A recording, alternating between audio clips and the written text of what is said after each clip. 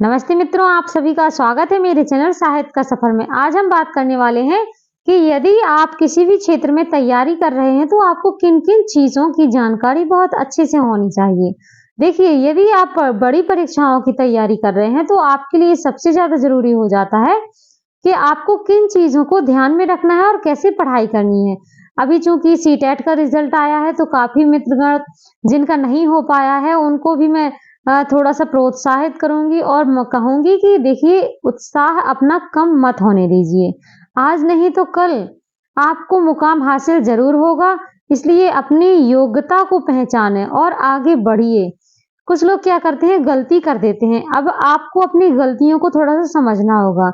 आप लोग यदि सोचते हैं कि मार्केट में जो पुस्तक अवेलेबल होती है और एक ही किताब में कई टॉपिक्स दिए जाते हैं और कई विषय दिए जाते हैं, उनको आप यदि पढ़ लेते हैं तो परीक्षा क्लियर हो जाएगी, तो मैं उन सभी को बताना चाहूंगी ऐसा बिल्कुल भी नहीं है।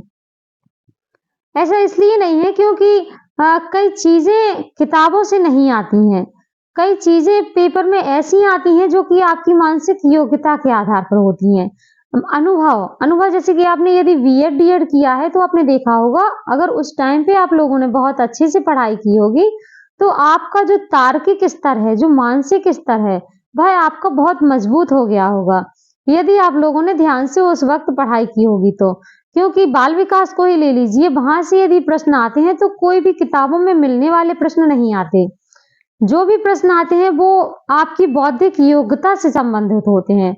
क्योंकि अनुभव एक ऐसी चीज है कि आप यदि वहां पर अच्छा परफॉर्म कर पाते हैं तो आपसे वहां पर प्रश्न बन जाएंगे, और यदि आप अपने अनुभव के अनुसार वहां पर प्रश्न नहीं लगा पाते तो ये पता चलता है कि आप उस योग्यता के लायक नहीं हैं। तो मार्केट में आने वाली ये पुस्तकों से आप लोग थोड़ा सा दूर रहिए, क्योंकि यदि आपको एग्जाम क्रैक करना है तो आपको बड़ी बड़ी किताबें पढ़नी होंगी।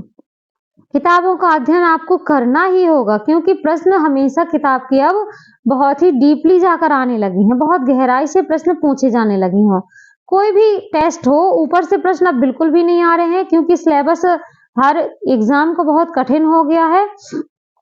तो बिल्कुल भी हारने की जरूरत नहीं है। आप सोच रहे हैं यदि कि हमने मार्केट से ले लिए हैं पुस्तकें और अनसॉल्व्ड पेपर ले लिए हैं, जो भी होते हैं आपने वो लगा लिए हैं और इसके बाद आपका क्लियर हो जाए, तो ऐसा नहीं है।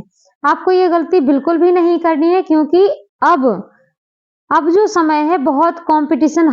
आप किसी भी क्षेत्र में देखिए, यदि 500 जगह भी निकली हैं तो उसमें कंपटीशन कितना हाई होता है, और जब इतना हाई कंपटीशन है तो पेपर टफ आएगा ही। ये आप लोग अपने दिमाग में बिठा के बहुत अच्छे से चलिए। कोई भी प्रश्न आपको ऐसे ऊपर ऊपर वाला नहीं आने वाला। अब किताबों के अंदर से डीपली प्रश्न पूछे जाने लगे हैं, तो आप लोगों को अपना बेसिक तैयार करना होगा। आप यदि सोचें कि किताब मार्केट की ले ली और जब भी समय मिला और पढ़ लिया तो इतना ही अब काफी नहीं रह गया। यदि आप लोग कोचिंग कर रहे हैं ऑनलाइन ऑफलाइन, तो मैं कहूंगी कि आप लोग उसमें समय दे रहे हैं यदि, और अपना पैसा खर्च कर रहे हैं तो आप उसको मन से करिए। और यदि आप कोचिंग में नहीं हैं तो आपको अपने मन से ऐसी तैयारी करनी होगी कि आपके जैसे कि देखिए, जो जरूरी चीजें हैं वो तो आपको आनी ही चाहिए। प्रत्येक यूनिट वाइज आपको जब तैयार करना है तो उसमें एक यूनिट में काफी टॉपिक्स होते हैं, ये सभी को पता है। आपका एक जब टॉपिक कंप्लीट हो जाए तो आपको टॉपिक के प्रश्न भी लगाने हैं। एक भी प्रश्न आपका छूटना नहीं चाहिए। आपके हिसाब से तो एक भी प्रश्न आपका वहां से छूटना नहीं चाहिए। प्रतिदिन आप जैसे ही टॉपिक कंप्लीट करें अपना, तो उसके प्रश्न भी साथ में सॉल्व करते जाइए। और जब आपके पूरी यूनिट कंप्लीट हो जाती है तो मैं तो कहूंगी यूनिट वाइज भी आप लोग टेस्ट पेपर लगाइए, क्योंकि जो आप डीपली पढ़ लेते हैं और जब आप प्रश्न लगाते हैं तो आपका अनुभव वहां पर काम करता है। आपने जो पढ़ा हुआ होता है आपसे थोड़ा थोड़ा बनता है वहां पर। और यदि आप सोचें कि नहीं, हमने ऊपर ऊपर का पढ़ लिया और पेपर सॉल्व करने लगे, तो ऐसे आप पूरा समय कई साल ऐसे गवा देंगे पर कुछ नहीं होने वाला। तो थोड़ा सा डीपली पढ़ाई करने की भी जरूरत है। अपने आप को पहचानिए, अपनी योग्यताओं को पहचानिए। मैं कहूंगी कि अभी तक आप यदि समय बर्बाद कर चुके हैं, आप लोगों ने बहुत मेहनत करी है लेकिन अभी तक सार्थक नहीं हुआ है, तो अब आप फिर से नए सिरे से पढ़ना शुरू करिए। हार बिल्कुल भी नहीं माननी है, क्योंकि जब तक हम जिंदा हैं, जब तक हमारी सांसें चलती हैं, तब तक हमें हार नहीं मानना चाहिए। हम यदि चाह लें तो हर लक्ष्य को प्राप्त कर सकते हैं, बस हमारे अंदर जुनून होना चाहिए। आज मैं आप लोगों के सामने एक ऐसी कहानी सुनाने वाली हूँ कि जो जीवित इंसान की है, यूपीएससी की। यूपीएससी क्रैक करने के पीछे नाम भी मैं आप लोगों को बताऊंगी। मैं कहानी किसकी सुना रही हूँ, यदि आप लोग इच्छुक होंगे तो मैं आपको उसकी कहानी का नाम बताऊंगी। देखिए, एक लड़का होता है, बहुत ही गरीब परिवार से होता है।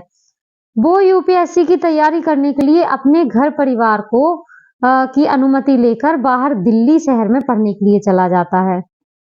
जब वह दिल्ली शहर में जाता है तो वहाँ का खर्चा भी बहुत ज़्यादा होता है और वहाँ की भीड़-भाड़ भरी दुनिया को देखकर वो हताश हो जाता है कि वहाँ पर इतने लोग कोचिंग में देखता है, कोचिंग में बहुत भीड़ पड़ी हुई है। जहाँ भी जाता है तो देखता है इतने लोग वहाँ पर परेशान हो रहे हैं, उनको जॉब नहीं मिली, मुझे कैसे मिलेगी? तो वहाँ पर वह देख कर बहुत परेशान हो जाता है। लेकिन उसके मन में आवाज़ आती है कहीं न कहीं से कि मुझे क्रैक करना है। यूपीएससी तैयार करना है, क्रैक करना है तो करना है। उसका ये जुनून वहाँ पर उसे एडजस्ट करने में हेल्प करता है। जब वह पहली बार यूपीएससी का एग्ज़ाम देने जाता है तो प्री उसका वहीं पे रह जाता है, नहीं निकलता। उसका प्री ही नहीं निकल पाता, मेंस की तो बात ही दूर। फिर वह जैसे ही उसके घरवालों को पता चलता है कि इससे नहीं हुआ है तो घरवाले भी परेशान होते हैं और वो भी परेशान होता है। लेकिन जब उसकी माँ की आंखों में आंसू आ जाते हैं इस वजह से कि इसके लड़के की इतनी पढ़ाई के लिए उसके पैसे दिए हैं और खर्च के लिए भी बहुत सा समय बर्बाद कर दिया, लेकिन नहीं हो पाया है तो थोड़ा सा बुरा लगता है क्योंकि उम्मीदें लगाए बैठे होते हैं घर वाले। लेकिन उसी बीच वो लड़का अपनी माँ की जैसे ही वीडियो कॉलिंग पर आंखों में आंसू देख लेता है, तभी से उसकी आंखों में बहुत ऐसे दिल में जोश आ जाता है कि ये यूपीएससी में क्लियर करके ही रहूंगा। फिर वह उठकर खड़ा होता है और फिर से तैयारी करना शुरू कर देता है। अगली बार जब वह पेपर देता है तो उसका प्री और मेंस एक ही बार में क्लियर हो जाता है। लेकिन जब वह इंटरव्यू देने के लिए जा रहा होता तो उसके मन में अंदर से कॉन्फिडेंस नहीं रहता। उसको ये डर लगता है कि जैसे तैसे ये तो निकाल लिया है, पर पता नहीं मेरा हो पाएगा वहां पर कि नहीं हो पाएगा, इंटरव्यू में नाम आएगा कि नहीं आएगा। लेकिन वह खुद को समझाता है कि यदि वहां पर नाम नहीं आया तो छोटी मोटी कोई जॉब तो मैं कर ही लूंगा। और जब रिजल्ट आता है तो देखा जाता है कि उसका लिस्ट में कहीं भी नाम ही नहीं है। दो बार दो बार वो अपनी जिंदगी से हताश हो जाता है और परेशान होकर बैठ जाता है। इसके बाद तो माँ बाप भी कहने लगते हैं कि तू घर आ जा, तेरे बस की बात नहीं है।